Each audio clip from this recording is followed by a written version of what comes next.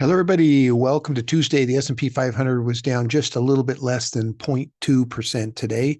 Actually, it was up during the day and ended up coming down right at the end. According to Bloomberg, most of the activity that's happening today is basically rebalancing these big pensions and target date funds.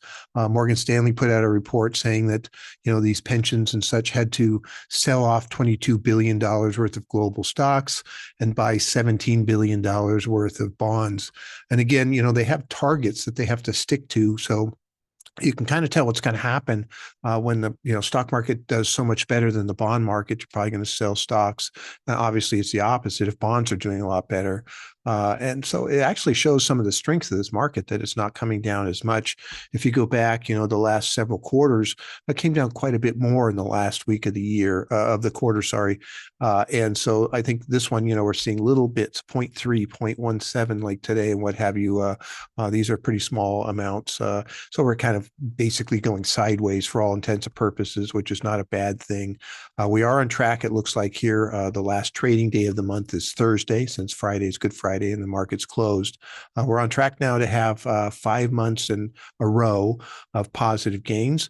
That's only happened one time in the century. That was in 2013. And it's generally considered, a good sign, middle of a bull market run type of thing. So I think that's a good thing. Again, momentum is a very powerful force, in my opinion, kind of driving the market forward and what have you. We did still see NVIDIA sell off some today. Again, a very, very high run that they've had with huge gains. Not surprising to see it take a step back. People are going to take profits from some of these areas eventually. And so anyway, that's what's happening today. Really, not a bad day altogether. I think things are still going well.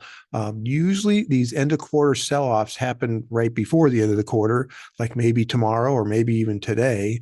If you look back, for example, at the end of last year, it was the 28th of December was the low point, and then things started to take off again. So it doesn't go all the way till the very last day of the quarter usually. And again, reiterating what I said yesterday, a lot of these little sell-offs that happen and these rebalancings seem to be kind of wiped out fairly quickly thereafter. So the market just kind of, if it's still going up, is going to come up.